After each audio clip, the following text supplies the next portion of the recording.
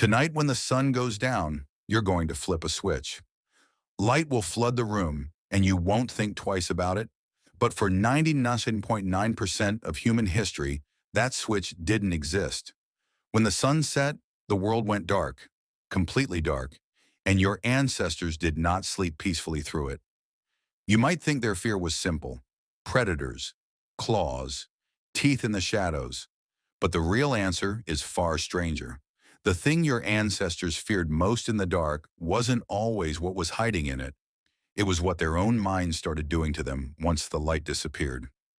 Let's go back. 200,000 years ago. No streetlights, no fire at first, not reliably. Just a small band of humans, huddled together listening. The African savanna at night is not silent. It creaks, it rustles. Something moves in the grass 15 feet away, and you can't see it, and you can't identify it, and your brain has one job in that moment: decide fast whether to run.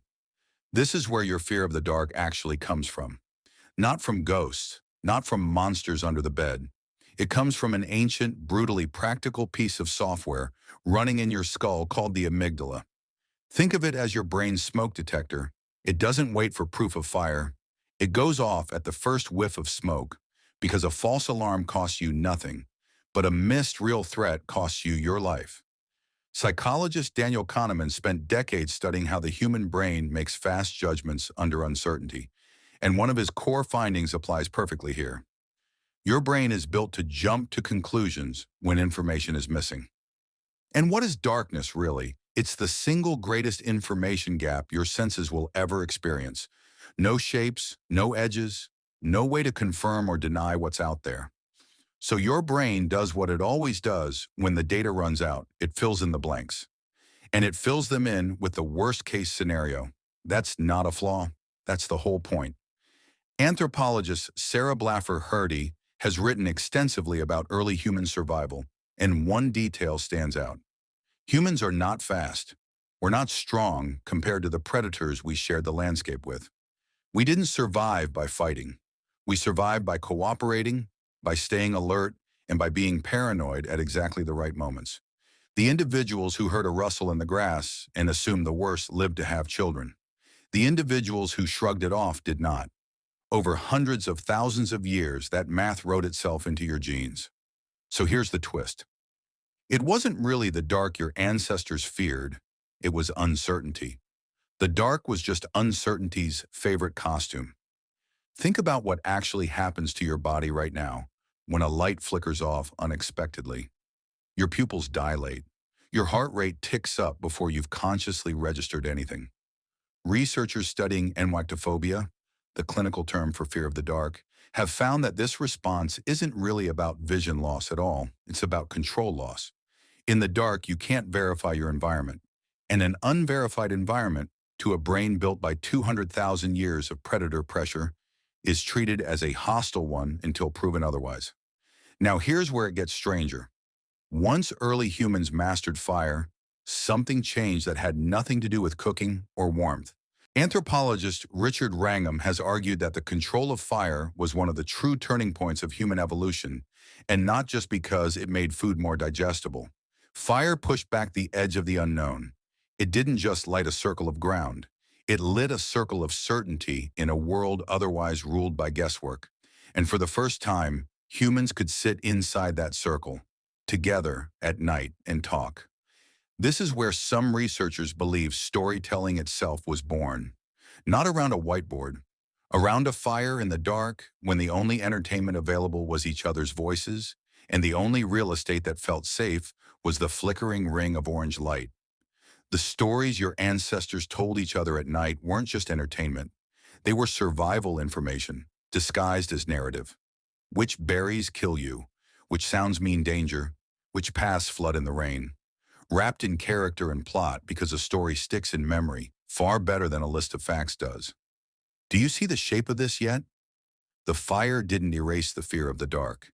It gave humans a way to manage it together instead of alone. And that detail matters more than almost anything else in this story because it explains something that should feel very familiar to you. Being afraid of the dark alone feels unbearable. Being afraid of the dark with other people nearby feels, if not comfortable, at least survivable. That's not a coincidence. That's hundreds of thousands of years of your brain calculating that isolation and darkness is the single most dangerous combination a human being can be in. Here's a question worth sitting with for a second. Why does a strange house feel scarier in the dark than your own house does? The answer isn't really about the dark at all. It's about maps. Your brain builds a mental map of every space you spend time in, memorizing the location of furniture, doorways, and hazards, so that even with the lights off, you can move through your own home with something close to confidence. A new space gives your brain no map to work from. Combine that missing map with darkness, and you've recreated almost exactly the exact psychological conditions your ancestors faced on unfamiliar ground at night. Your rational mind knows you're safe. Your ancient alarm system does not check in with your rational mind first. This is also why children fear the dark more intensely than most adults do. A child's mental map of the world is still being built. Fewer confirmed safe zones, more blank space for the brain to fill with worst-case guesses. It isn't irrational. It's a smoke detector with less data to work from, doing exactly what it evolved to do. So what happened to this fear once humans finally did solve the darkness problem? Once electric light meant nobody had to sit in the black unknown again, it didn't disappear. It just lost its object. You still carry the exact same alarm system your ancestors carried across the savannah, but you rarely need it for actual predators anymore. So it looks for other things to attach itself to. The unread message that might contain bad news. The unfamiliar sound in an empty house at 2 a.m. The pause before someone answers a question you weren't sure you should have asked. Your brain doesn't need real darkness to run its ancient program. It just needs uncertainty. And modern life, it turns out, produces an almost unlimited supply of that. Consider this. You feel a flicker of unease when your phone battery hits 1% in an unfamiliar area. Nothing has actually gone wrong yet. Nothing may go wrong at all. But your brain treats the loss of information, the loss of your ability to check in, call for help, or verify your surroundings, exactly the way it once treated the setting sun. Not because a phone is a torch, but because the underlying fear was never really about the light. It was about your ability to know what's happening around you. This reframes something you've probably felt but never quite named. The fear of the dark and the fear of not knowing are the same fear wearing different clothes. Which brings us back to where this started. Tonight you'll flip a switch and the room will fill with light, and the fear that once kept your entire species alive across 200,000 years of open, predator-filled darkness will fall completely silent. Not because it's gone, it's still in there, running quietly, the same ancient smoke detector it always was. It's just for one more night, found nothing worth setting off the alarm for.